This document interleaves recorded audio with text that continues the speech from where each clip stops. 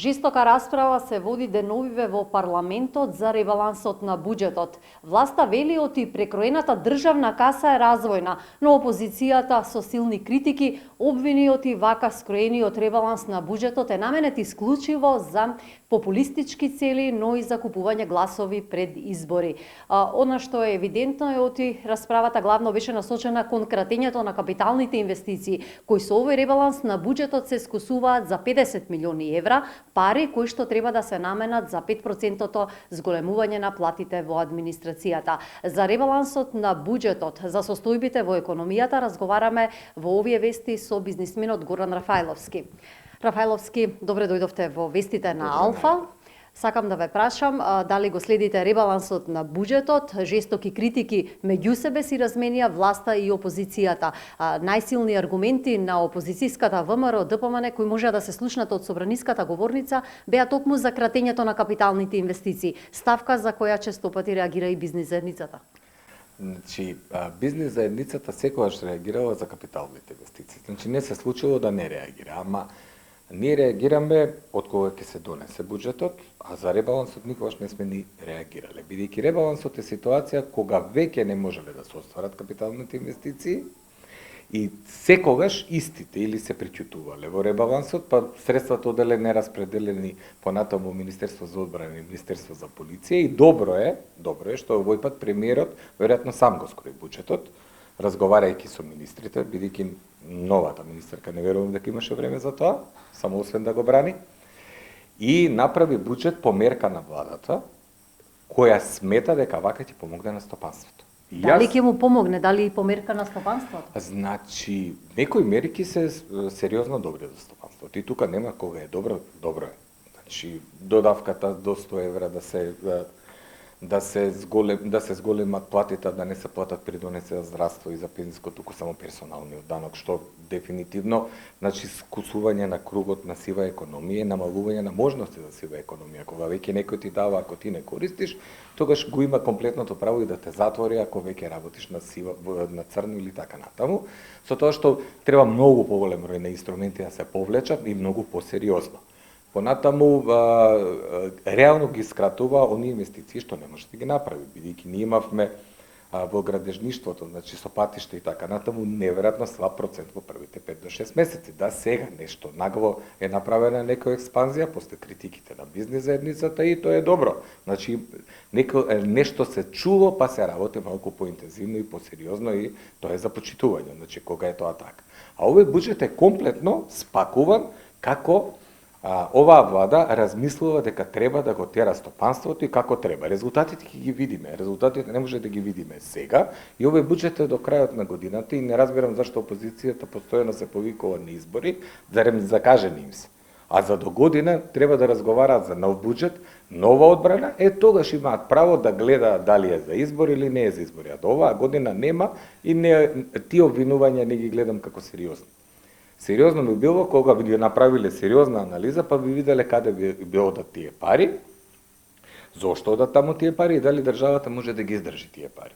Иначе, ова се само политички обвинувања и ниту една бизнес заедница, ниту еден сериозен кој припаѓа на бизнисот не може да карактеризира буџет од таков аспект. Препукувањата ќе им ги оставиме на политичарите. Бизнисот е тука да предложи и да даде своји сугестии каде е најдобро да завршат парите кои што се наменети или прераспределени со овој ребаланс на буџетот. Има ли јавноста увид каде завршуваат парите?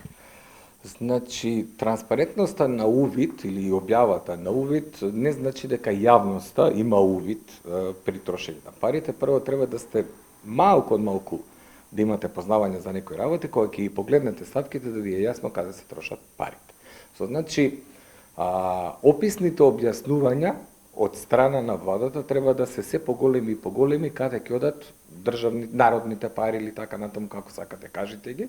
Значи, изборот е ваш, а јас уште еднаш ви кажувам дека подигнување на платите на администрација која што ни е терет на целата бизнес заедница во прв момент изгледа вака малку тешко и напорно, но тоа е единствен начин за зголемување на јавна потрошувачка.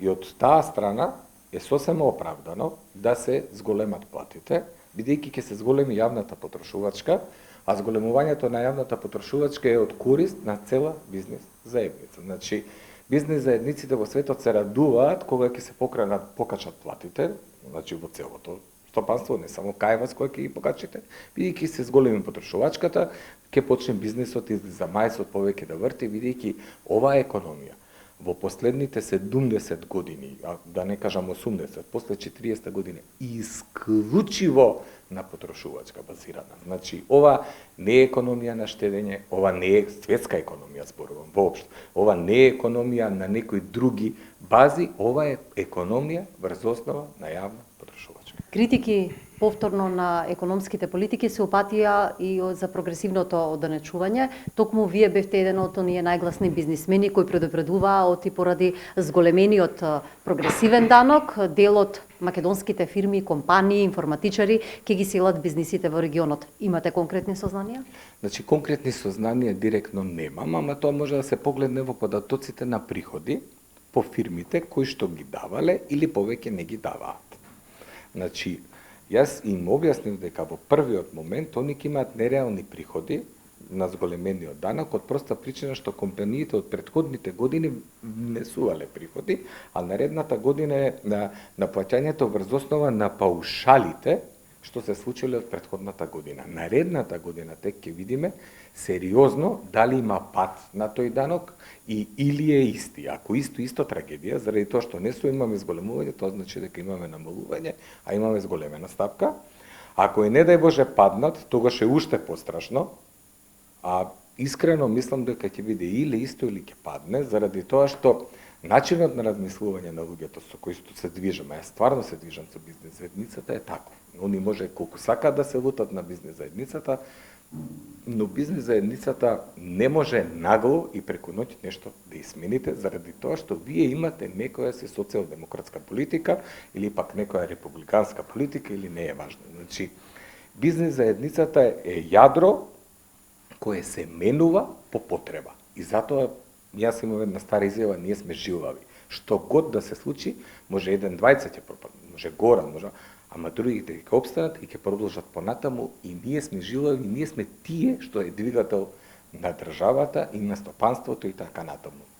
Со нас треба со внимание, а воедно и со сериозен притисок, бидејќи имате се уште голем дел на така наречена бизнес заедница која сака да работи на црно, која не ги почитува законите и така натаму, и од тоа треба да се ослободиме и искорениме, зашто и последната статистика кажа еден пат на бројка дека над 30% се уште се водат бизнеси на црно, тоа значи дека државата со сопствените механизми не влие сериозно врз тој дел на популацијата и на овие останати 70% им прави нелојална конкуренција и потешкоти за развој.